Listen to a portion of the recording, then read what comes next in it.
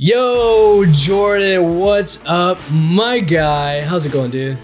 Dude, so good. How are you doing? Freaking fantastic, dude. We had a great week 4 of NFL football, and we're now getting into week 5. We're going to have such a great episode going right into our weekly recap of week 4 and talking about what's coming up in week 5. We might even get into some sweet little snippets here and there. Dude, are you ready for this?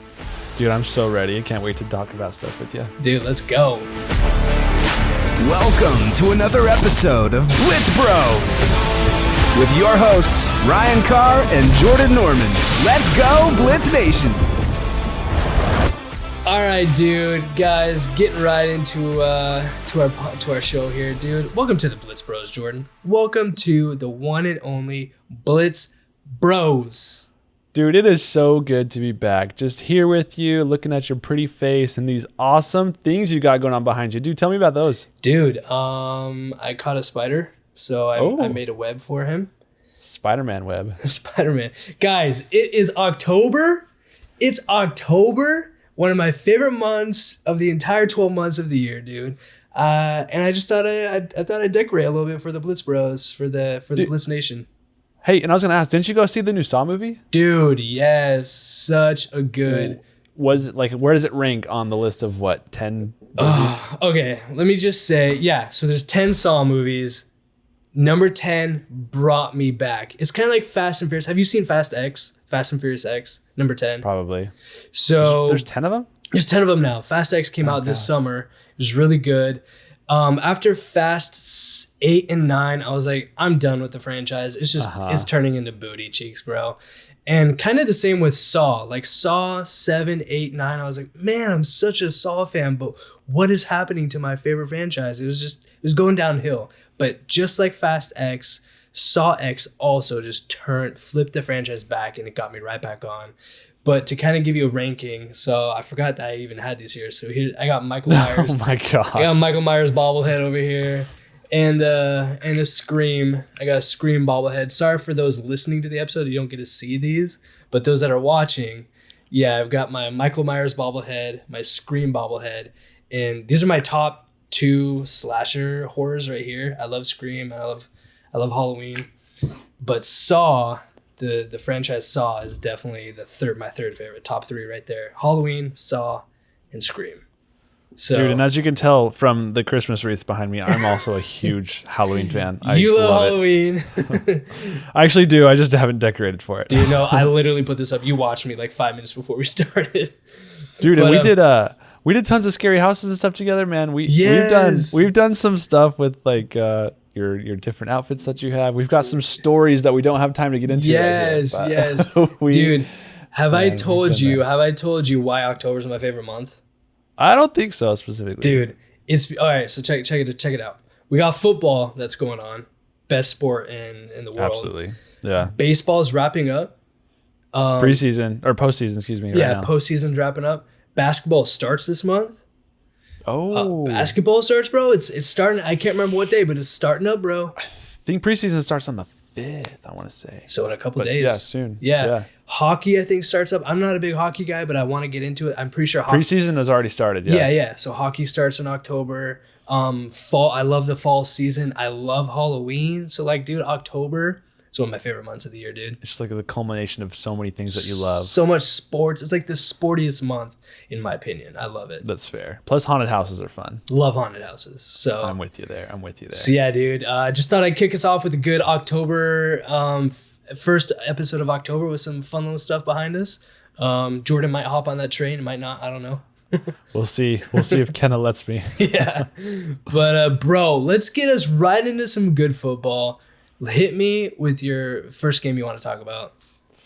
Dude, there were so many games. I think the first thing that I want to mention, because it was just so new and so iconic, was that Sunday morning Jacksonville versus Atlanta game over in London. Yes. Dude, we were talking about this earlier, and how it was the Toy Story game, yes, which had never been done before. How cool was that? Animated Toy Story game. How is that? I need to go watch a YouTube video, like how they actually did that. Like, I'm sure there's videos out there of how they did. I wish I would have done that before coming to this so I could tell you guys how they did that. Next week, I will tell you guys how they did it if you don't look it up.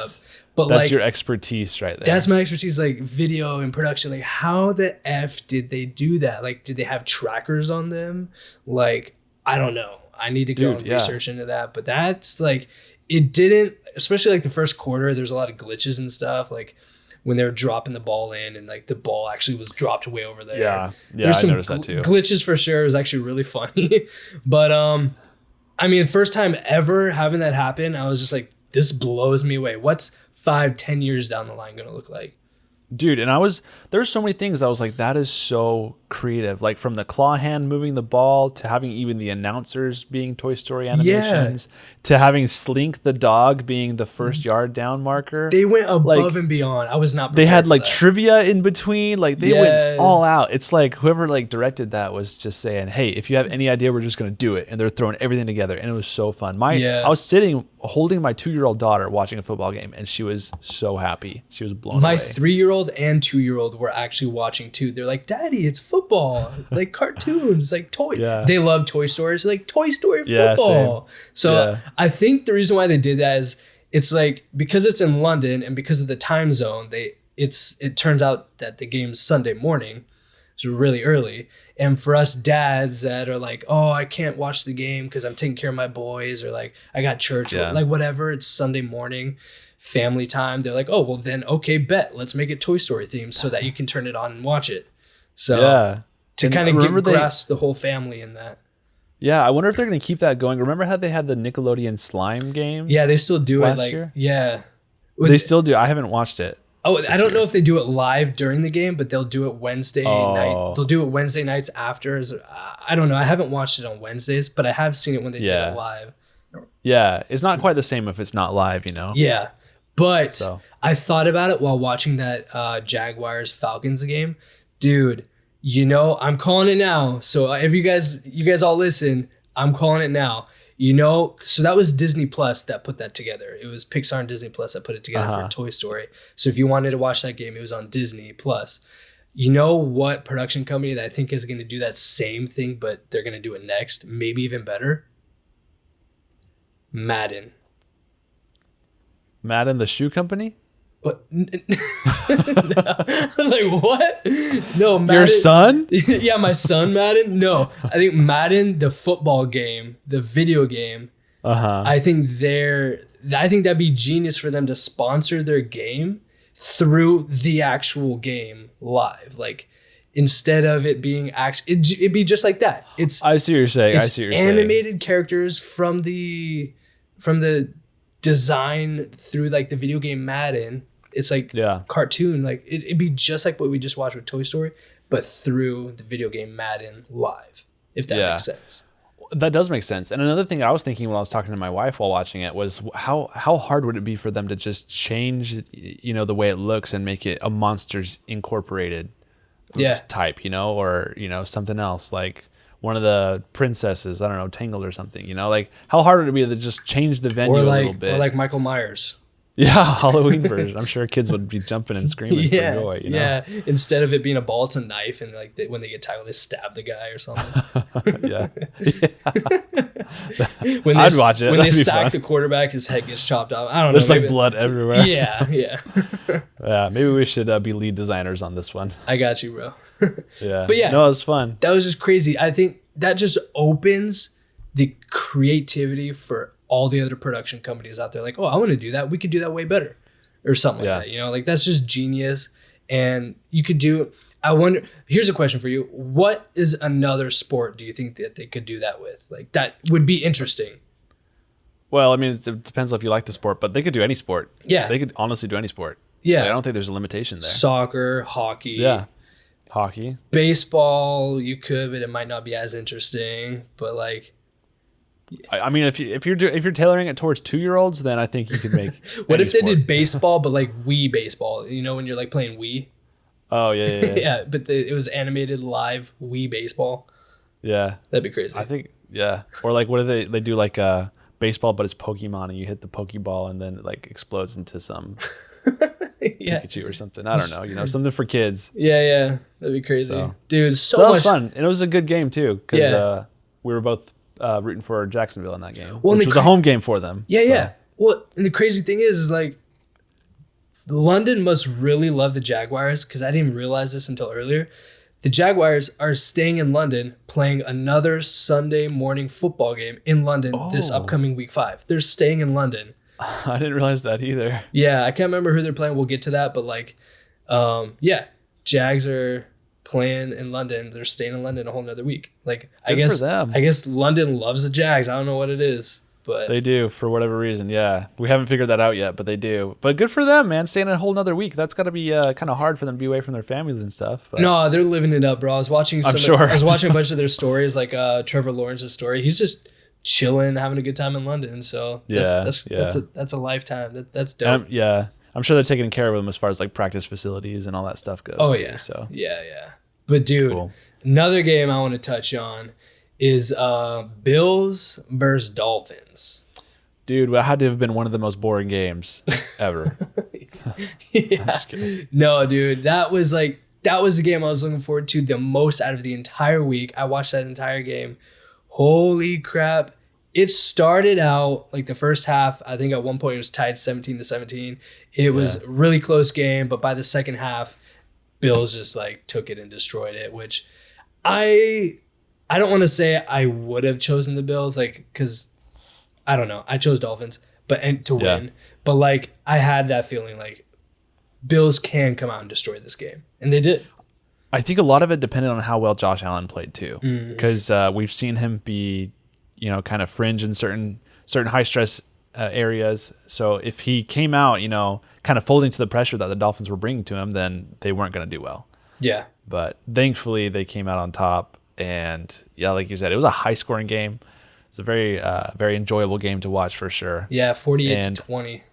Yeah, and Dolphins, man. How did you feel about that? So I guess my question back to you is like, are the Bills? Do we now crown the Bills the kings of the AFC? They're the kings of the AFC East because they're now leading that division. But are they though? Like, they beat the undefeated Dolphins. Are the Bills now the top dog? Because everyone was like, oh, Dolphins. Is it still the Bills? I mean, you're looking at last year when the Eagles were top dogs of their division, then they got beat by the Commanders. And they almost did this last week too. Exactly. Just because the Commanders beat them or would have beat them doesn't mean that the Eagles weren't the best. So I mean, I'm not saying it could or couldn't be the Dolphins. I think we're gonna need a little bit more time, and when they have their second matchup this season, that'll be like where they prove it. Dolphins coming back for redemption, Bills trying to prove themselves once again. I think that'll be where we draw the line of who's really top dog in that division. Yeah, I think if Dolphins would have won, I would have been like, Dolphins are the kings of AFC, like up there.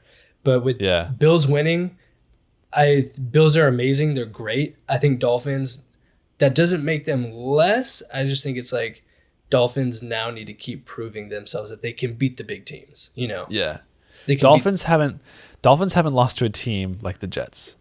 Yes. So that has to mean something. Granted, it was week 1, but still, when the Bills lost to the Jets, it was in a horrible fashion. Yes. So terrible. Dolphins losing to the Bills is a bit more respectable. And let me remind you, it was Zach Wilson Jets. Yes.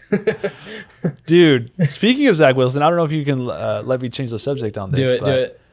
Yeah, that Jets-Kansas City game was much more entertaining than it had any right to be. I think Zach Wilson played the best game of his life, and it made the game fun to watch. So I was actually rooting for the Jets, honestly. I was rooting for Zach, have a redemption arc here, come back, get some confidence, be a leader here, and make some plays. And man, he did pretty well. There's that one fumble at the end, but man, it was fun. It was a fun game. No, I found myself rooting for them too. I was like, I didn't know my feelings going into it, but I was rooting. I was like, guys, take out the Chiefs. Like, get this. Yeah. Could you imagine the Jets beat the Bills week 1 and then they go and beat the Chiefs week 4, knocking out the Bills and Chiefs? That'd be crazy. I know. It wouldn't make any sense. The 2 games they win is the freaking Bills and Chiefs. Like, that would be nuts. It's like, geez. Yeah. That game would have been a lot more crazy and entertaining if Aaron Rodgers was in, like, the what if, you know? Sure, yeah. But how do you feel after this loss with the Jets? I have my opinion. I want to hear yours first. How do you feel with Zach Wilson and the Jets? Dude, one good game doesn't make you a great quarterback. So I think I would like to say that he's trending in the right direction because, you know, we've seen him previous seasons. He was a little cocky. He was just like kind of slinging it, not really caring about his teammates or what the repercussions were. And plus he had some injuries to battle. So just kind of a lot of things, both mentally and physically, that kind of turned him down for a little bit as far as being productive. And then I think he came out the season with a huge confidence issue. He just didn't feel like he, you know, had it in his right mind to play well. And I think we were seeing that when he was forced to play when Aaron Rodgers got hurt. But I want to say he's trending in the right direction, but I can't say for sure. We'll have to see how the rest of the season goes. But I will say his post-game conference of that game, he handled it a much more appropriately and respectfully. You know, he kind of took the game upon his shoulders and say, hey, this loss was my fault because he had that fumble there at the end. And I liked to see him doing that rather than trying to blame someone else like he did last season, you know? Yeah, so my response to that is it was great to see Zach Wilson play like that, but at the professional level, that's expected. Yeah. You know? Like, oh, Zach Wilson is now throwing balls forward in front of the line of scrimmage. Like, that's expected, you know? Yeah. Like, that is to be expected, whether, like, balls should be thrown forward. Like, it's just, you're not in college anymore. You're not in high school. You're in the pro levels. Like, I'm not going to praise you. Oh, you finally played a game. You still didn't win, but, like, you were throwing balls forward. Like, hey, good job, buddy. Like, yeah. No, like, I'd be praising you right now. Yeah, you had a good game, good stats, but, like, you didn't win the game. Yeah. Didn't win the game.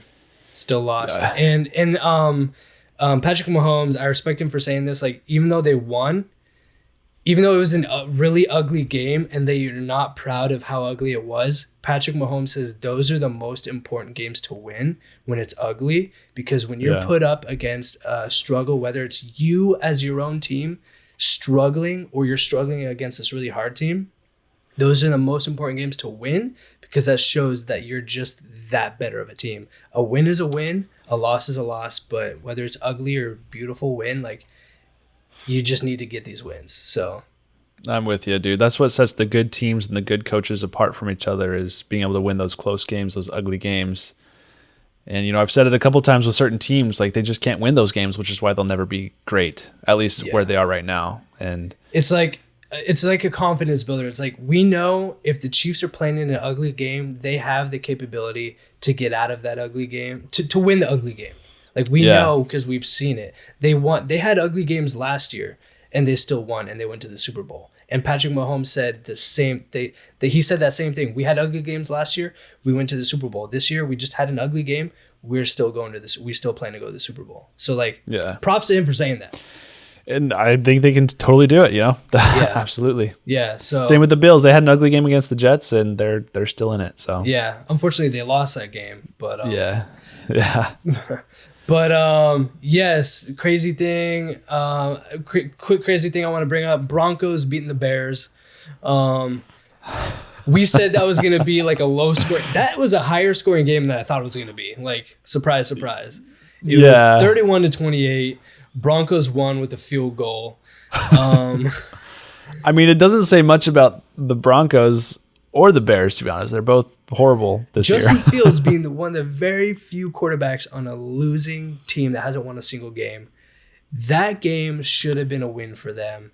It wasn't. Where are we now with Justin Fields? Dude, wasn't there a thing where Justin Fields hasn't won a game since like November 2022? Mm-hmm. It's been almost a year time since he's won a game. Dude, I don't even know how to answer that, because there's got to be so many factors that are just not lined up the correct way for the Bears.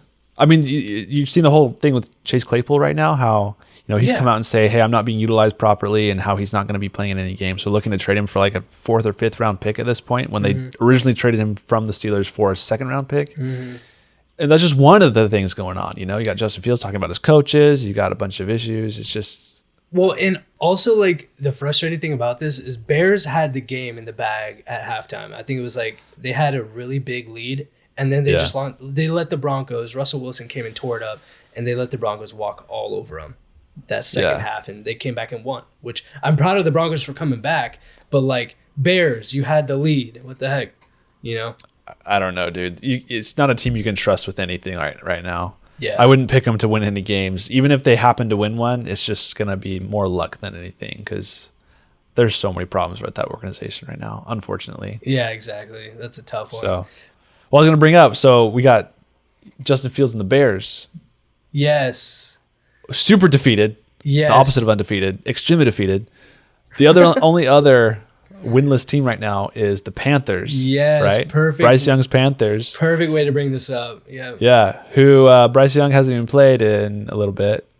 Which team, in your opinion, do you think is more likely to win their next game? Or which team do you think is going to have the first overall pick? So, yes, we got Panthers and Bears still defeated, haven't won a single game yet. They're both 0-4. Which team do I think is going to... Without looking at records, without looking at future games or anything like that, which team do you think has the better chance of winning a game? The Bears... See, the thing is, Bears are putting up points. Like, they just put up 28 points against the Broncos. That should have been a win. Panthers put up 13 against Vikings. That's a pretty low-scoring game. Like, they didn't... Bears, on paper, should be the way better team than the Panthers. Bears have a more experienced quarterback, a top 5, top 10 wide receiver, DJ Moore. They have a lot of weapons. You'd think I'm going to say Bears. I think Bears get to win before Panthers. But do we think the Panthers get a first-round pick overall again? Like, if they do, they're definitely not going to use it because they got Bryce Young. They're going to probably trade for it. Well, I mean, it depends on who's that first pick is going to be. If you're going to get that, what's his face, Caleb Williams, from USC, and he's the first overall pick. Would you trade Bryce Young for a couple picks, then pick him up instead? Like, there's different things they could do. I think they would definitely utilize that first pick in various ways. Oh yeah, if they got it. 100%. If Bears get first round pick, do you think they trade up? I think they absolutely move off of Justin Fields. Absolutely. If they get to that point where they get the first round pick, 100%. Yeah, because Justin Fields, that's what I'm saying. Yeah, 100%. So who do you think gets a win first over the Bears and Panthers? I'm actually going to say the Panthers, and this is again once again not looking at schedules and which games they have in the future. Speaking of which, they actually will play each other. Yes, I was Week 10. I was going to bring that up, but I wanted to hear your response first. So hopefully one of these teams get a win before Week 10. It'd be awful to see 2 0-9 teams playing each other. Oh my gosh. But I'm going to say Panthers because I think they have a little bit more competence in their organization comparatively. Not a lot, but a little bit more. And there is something to say about having Andy Dalton there to kind of help move things along and kind of be that leader that potentially Bryce Young would need, or if he's going to keep playing, So I think if anything, the Panthers haven't won a game yet because they're just so young and still trying to find themselves. The Bears haven't won a game because they're just so all over the place and have no identity. So I think the Bears' problems are more malignant than the Panthers. So I'm going to say Panthers, but like you said, Bears are putting up points. Yes, I don't know. Exactly. We'll see. So tell me this. Would you have expected going into this season that CJ Stroud would be having a better season than Joe Burrow? No. Tell me how crazy that is right now. I thought you were gonna say CJ Stroud over Bryce Young or whatever. Well, that too. I was expecting that over Bryce Young, but over Joe Burrow, not at all. Right? Not at all. No.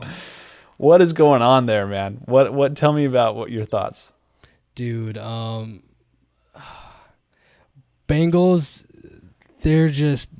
They need, and there's a lot of talk about this, they need to be benching Joe Burrow right now. I don't think he's playing at full capacity because I think he's still lingering on an injury. Yeah. He says he's not, but he probably is. Yeah. And what Joe Burrow, I don't know if this is on Joe Burrow or on the head coach or GM or whatever, but right before the season, I think this was the week right before week 1. So in between preseason and week 1, they interviewed ESPN it was Good Morning Football interviewed Jamar Chase, the wide receiver for the Bengals, and asked Jamar Chase, because in preseason is when Joe Burrow hurt his calf. And going into week 1, he was kind of questionable, like, should Joe Burrow play? And Jamar Chase said, no, he should probably be benched for like the next 4 weeks to fully recover. Put on IR, yeah. Yes. And if he said, like, pretty much like if Joe Burrow really like cared about his health and stuff, he wouldn't play week 1. And he played week 1, and now it's not turning out great for him. So yeah, they're 1-3. They're doing pretty bad. But for CJ Stroud, he's killing it. He just I didn't expect him to destroy the Steelers like that. Yeah. 30-6 beating the Steelers. Defense. I have no faith in Kenny Pickett. I don't believe in him as a starting quarterback. So their offense, I'm not too high on, especially Najee Harris, I think is the biggest dud right now in fantasy football.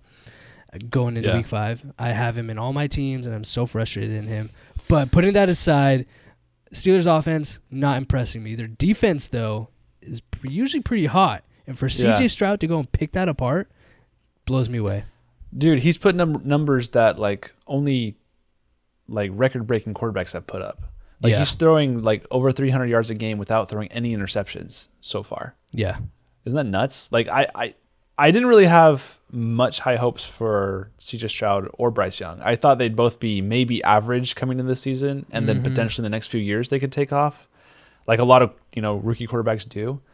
But this is mind blowing how well he's playing. The Texans are a very young team, and I think they're a threat. To be honest, I don't think they're going to win the Super Bowl this year, but I think you can't go into a game against them just hoping it's going to be an easy one where they just roll over.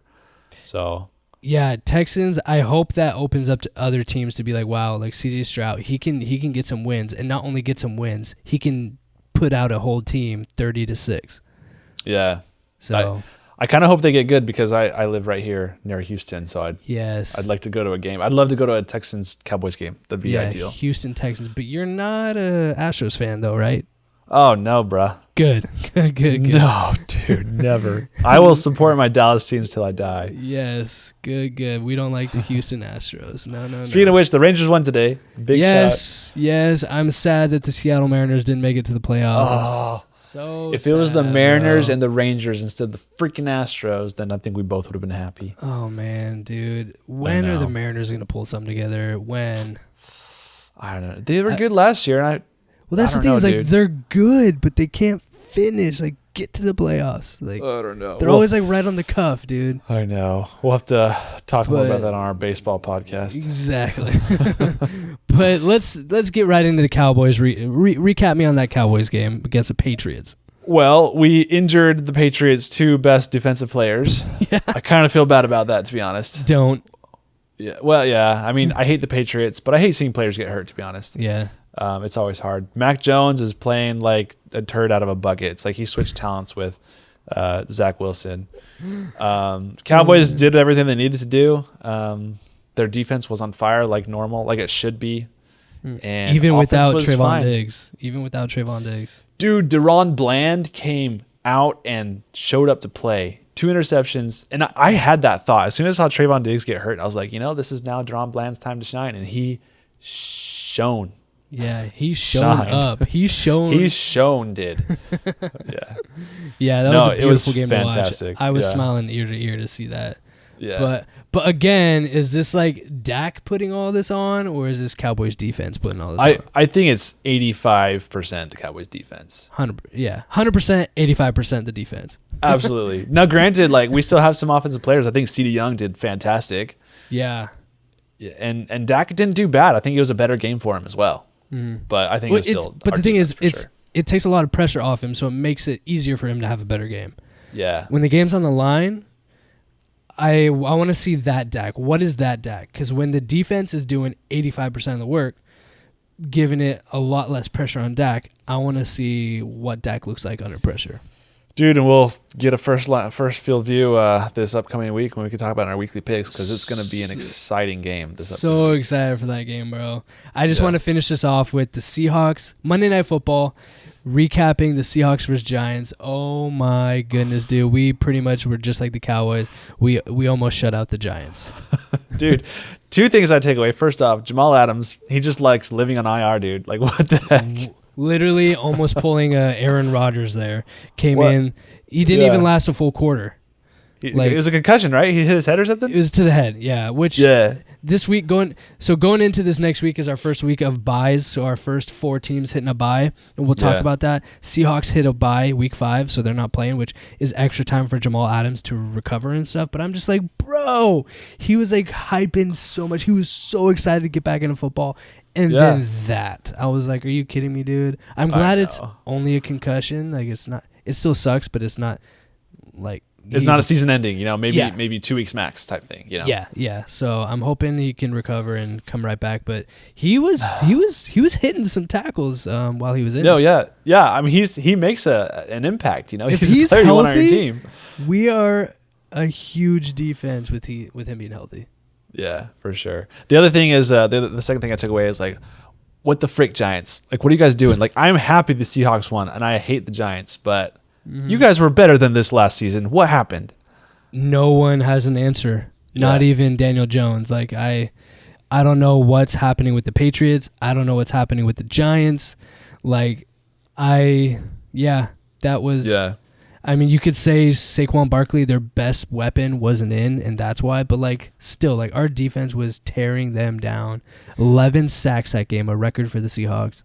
Dude, but here's the thing. Last season, they didn't have the best receivers. Last season, they didn't have a very good O-line. Last season, they had an unpaid Daniel Jones, and still they were winning games. They were winning games they shouldn't have won, And this season, I feel like it's not much different. They still don't have the best receivers. Maybe they have a little bit better receivers. They have Darren Waller now. They still have an horrible offensive line, but the results are completely different. They just can't put anything together. They can't get a win. And it's like, what the heck, Giants?